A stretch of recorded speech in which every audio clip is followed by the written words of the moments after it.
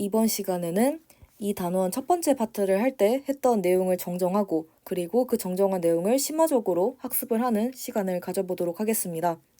제가 이제 이 파트를 할 때 많이보다는 촘촘한 게 정확한 표현이다라고 해서 이거에 대한 근거를 이제 2학년 자료를 기반으로 설명을 드렸었는데 사실 이게 잘못된 내용이었습니다.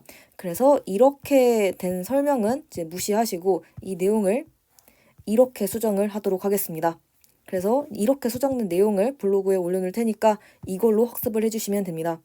그래서 제가 촘촘하게가 아니라 다시 많이라고 표현한 걸로 게 맞다라고 정정을 하도록 하겠습니다. 그래서 이 중등과학 2학년 파트에서는 촘촘하게가 맞는데 이 3학년 과정에서는 촘촘하게가 아니라 많이가 맞습니다. 그래서 이제 촘촘하게라고 하는 게 틀렸고 사실은 많이가 맞다라고 봐주시면 됩니다. 그래서 이제 이 내용을 추가적으로 자세하게 설명을 드리도록 하겠습니다. 그래서 전류의 자기작용과 전자기 유도를 비교를 해보도록 할 건데 이 전류의 자기작용을 바로 중학교 2학년 과학에서 배웠었습니다.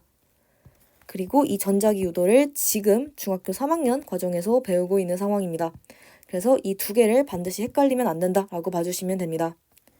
이 2학년 때 배웠던 전류의 자기작용은 전류에 의해서 자기장이 발생하는 상황입니다.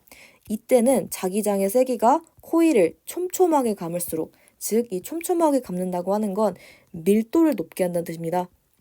그래서 촘촘하게 가눌수록, 즉 밀도가 높을수록 자기장의 세기는 증가한다라고 봐주시면 되는데 우리가 지금 배우고 있는 3학년 과정에서는 전자기 유도를 배우게 되는데 이때는 자기장에 의해서 전류가 발생합니다. 그래서 얘랑 얘가 서로 크로스가 된다라고 봐주시면 됩니다. 이때 전류의 세기는 코일을 많이 감을수록 증가한다라고 봐주시면 됩니다. 그래서 밀도가 큰 거랑 횟수가 많은 게 차이가 난다라고 봐주시면 되고 이거에 대해서는 제가 여기에다가 설명을 드리도록 할 건데 이 내용이 상당히 어렵습니다. 그래서 내가 결과만 외우겠다라고 하면 여기까지만 기억하셔도 문제가 없습니다. 하지만 나는 이거에 대한 원리가 궁금하다라고 하면 이 부분을 기억하시면 되는데 좀 어렵습니다. 그래서 이제 여기서 내가 어렵다라고 하면 결과만 외우시면 되고 나는 조금 더 딥하게 가고 싶다라고 하면 여기서부터 설명을 들으시면 됩니다. 그러면 전류의 자기작용 설명을 드리도록 할 건데 이게 정리본에는 여러 가지가 있습니다. 코일에 의한 자기장뿐만 아니라 직선, 원형 전류 모두가 이제 자기장이 발생을 하는 상황입니다. 하지만 유도 전류는 코일에서 작동을 하기 때문에 이 파트에서도 저는 코일에서만 주목을 할 것입니다. 그래서 세 가지가 있지만 저는 이 코일에 의한 것만 본다라고 봐주시면 됩니다. 다시 돌아오면 세 개 중에서 코일만 본다라고 봐주시면 됩니다. 그래서 이 상황에서 이 자속 밀도의 공식은 뮤 곱하기 n 곱하기 i가 됩니다. 이 B라고 하는 건 자속 밀도인데 이건 자기장의 세기에 비례를 하고 단위는 테슬라다라고 봐주시면 됩니다. 그리고 이거는 뮤라고 있는데 얘는 투자율을 의미하고 이거는 어려우니까 몰라도 됩니다. 그래서 이거의 단위는 테슬라 곱하기 미터 퍼 암페어다라고 봐주시면 됩니다. 그래서 이렇게 단위가 나오는 이유는 여기에다가 다 이제 단위를 대입을 하면 되기 때문입니다. 그래서 얘는 단위가 테슬라, 얘는 단위가 횟수 퍼 미터, 그리고 얘는 단위가 암페어입니다. 그래서 얘네들 다 단위 대입하면 자연스럽게 투자율의 단위는 이거가 된다라고 봐주시면 됩니다. 그리고 이 n이라고 하는 게 바로 단위 길이당 도선을 감은 횟수입니다. 이거는 단위 길이 분의 감은 횟수 n으로 정의가 되기 때문에 단위는 횟수 퍼 미터다라고 봐주시면 됩니다. 그래서 보통 단위 길이가 미터다라고 봐주시면 됩니다. 그래서 1m가 단위 길이인 경우가 많다라고 봐주시면 됩니다. 그리고 I 같은 경우는 우리가 너무 잘 알고 있다시피 전류의 세기입니다. 그리고 단위는 너무 잘 알고 있다시피 암페어 이렇게 됩니다. 그래서 투자율, 전류의 세기가 일정하다는 전제하에 이 코일 주기에서의 자기장은 단위 길이당 도선을 감은 횟수에 비례를 하기 때문에 이 단위 길이라는 말이 들어가는 순간 촘촘하게가 돼버립니다. 그래서 이렇게 전류의 자기작용인 중학교 2학년 과학에서는 코일을 촘촘하게 감을수록 자기장의 세기가 커진다라고 봐주시면 됩니다. 근데 전자기 유도는 많이 감을수록입니다. 왜 그런지 설명을 드리도록 하겠습니다. 조금 더 복잡합니다. 그래서 이 개념을 이제 여기에 적용을 하면 된다라고 봐주시면 됩니다. 이 유도 전류 관련해서는 패러데이의 법칙이 적용이 되는데 이 패러데이의 법칙은 입실론은 마이너스 n 곱하기 델타 t분의 델타 파이다 라고 봐주시면 됩니다. 이 입실론이라고 하는 건 유도 기전력이라는 것입니다. 단위는 볼트입니다. 그리고 입실론이라고 읽는다 라고 봐주시면 됩니다. 얘가 단위가 볼트이기 때문에 얘는 ohm의 법칙인 V는 IR에서 V에 대입이 가능한 값입니다. 그래서 이 V는 IR에서 V에다가 입실론 대입하면 어를 안다는 전제하에 I를 구할 수 있습니다. 그래서 얼과 V 둘 다 아는 상황이기 때문에 I를 구하게 되면 이 I가 바로 유도 전류다 라고 봐주시면 됩니다. 그리고 이 패러데이 법칙에서 마이너스가 붙게 되는데 이 마이너스는 렌츠의 법칙에 의해서 붙었다 라고 봐주시면 됩니다. 그러면 이 렌츠가 뭐냐라고 할 수가 있는데 이 전자기 유도를 할 때 유도 전류의 방향이 자속 변화를 방해하는 방향으로 흐른다라는 법칙이다 라고 봐주시면 됩니다. 그래서 이 파트 할 때 첫 번째 시간에 청개구리 느낌을 가져라 라고 말씀을 드렸었습니다. 그래서 가지도 말고 오지도 마라 라는 걸 떠올리면 방향을 알기 쉽다 라고 말씀을 드렸었습니다. 그래서 이 상황을 한번 보자면 지금 N극이 다가오고 있는 상황입니다. 그러면 나는 오지마 라고 해서 위쪽에 청력인 N극을 만든다 라고 봐주시면 됩니다. 그래서 뭔가 자속의 변화를 방해하는 방향이기 때문에 마이너스가 붙었다 라고 봐주시면 되는데 사실 우리는 크기가 중요한 사람입니다. 그래서 마이너스가 붙긴 했지만 크기가 훨씬 중요하다 라고 봐주시면 됩니다. 그리고 지금 자속이라는 개념이 처음 등장을 하게 되는데 이 자속이라고 하는 건 특정 단면을 지나는 자기력선의 개수에 비례한다 라고 봐주시면 되고 파이라고 읽게 되고 단위는 웨버다 라고 봐주시면 됩니다. 그리고 이 자속은 이러한 공식이 성립을 합니다. B 곱하기 A 곱하기 코사인 세타다 라고 봐주시면 됩니다.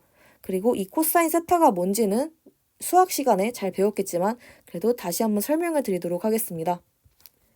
직가삼각형이 있는데 여기서 이 길이를 A, 이 길이를 B, 이 길이를 C라고 하겠습니다. 그리고 이 각도를 세타라고 해보겠습니다. 그러면 사인 세타는 A분의 C, 코사인 세타는 A분의 B, 그리고 탄젠트 세타는 B분의 C다 라는 건 수학 시간에 배웠을 것입니다.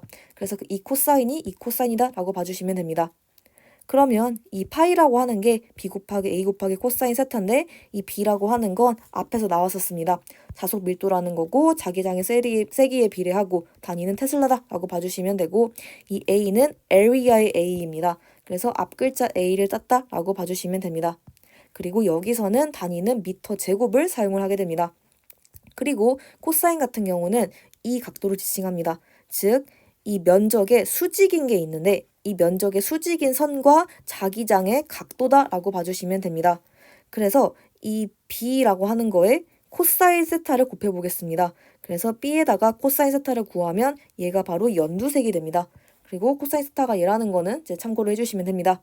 그래서 이 연두색 부분 같은 경우는 B 곱하기 코사인 세타다라고 봐주시면 됩니다.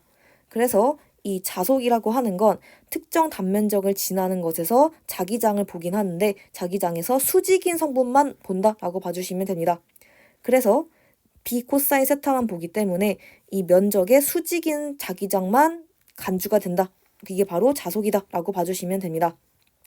그래서 이렇게 정의가 되는 게 바로 자속이다라고 봐주시면 되고 이 테슬라랑 웨버랑 미터 제곱은 이러한 관계성을 가지고 있습니다. 이 공식에 단위들을 대입하면 바로 알 수가 있습니다. 자속의 단위는 웨버, 그리고 자속 밀도의 단위는 테슬라, 면적의 단위는 미터 제곱이고 코사인 세타의 값은 그냥 상수입니다. 그래서 이거를 다 대입한 다음에 테슬라 값을 환산을 하면 이렇게 된다라고 봐주시면 됩니다. 그리고 이 델타라는 게 붙게 되는데 이 델타는 델타라고 읽고 변화를 의미한다라고 봐주시면 됩니다. 그래서 이 t가 타임의 t입니다. 그래서 얘가 타임의 t이기 때문에 델타 t분의 델타 파이는 시간의 변화량분의 자속의 변화량이다 라고 읽어주면 됩니다. 그리고 앞에 붙은 n은 그냥 코일을 감은 횟수다 라고 봐주시면 됩니다. 그럼 이거를 안다는 전제하에 이 패러데이 법칙을 해석을 해보도록 하겠습니다. 보통 이 전자기 유도를 할 때 문제에서 타이틀리 운드라는 조건이 붙습니다. 이거를 한국말로 해석을 하면 촘촘하게 감았다라는 뜻입니다. 이게 보통은 이 전자기 유도를 할 때 전제 조건으로 붙습니다. 그렇기 때문에 자석과 전선 사이의 이제 거리에 대한 델타 t와 델타 파이의 차이는 고려하지 않는다고 추측이 되는 상황입니다. 그래서 이게 무슨 말이냐라고 하면 코일을 굉장히 많이 감게 되면 자석이 다가왔을 때 위에 있는 애는 좀 가까울 것이고 아래에 있는 애는 좀 멀 것입니다. 그래서 이 거리와 이 거리의 차이에 의해서 델타 t분의 델타 자속, 즉 델타 파이가 달라지지 않겠느냐라고 주장을 할 수가 있습니다. 그래서 다시 그림을 그려보자면 이 부분에 있는 코일과 이 부분에 있는 코일은 어쩔 수 없이 자석에 의한 거리 차이가 발생합니다. 이 거리 차이에 의해서 델타 t분의 델타 파이가 약간씩 차이가 날 수가 있기는 합니다. 그래서 이거에 의해서 뭔가 내가 이게 고정되지 않았기 때문에 n만 가지고 논의할 수 없지 않느냐라는 그런 반박이 있을 수가 있는데 보통은 이렇게 촘촘하게 감았다는 전제가 붙기 때문에 이 정도의 거리 차이는 그냥 무시하고 고려하지 않는다라고 추측이 되는 상황이다라고 보시면 됩니다.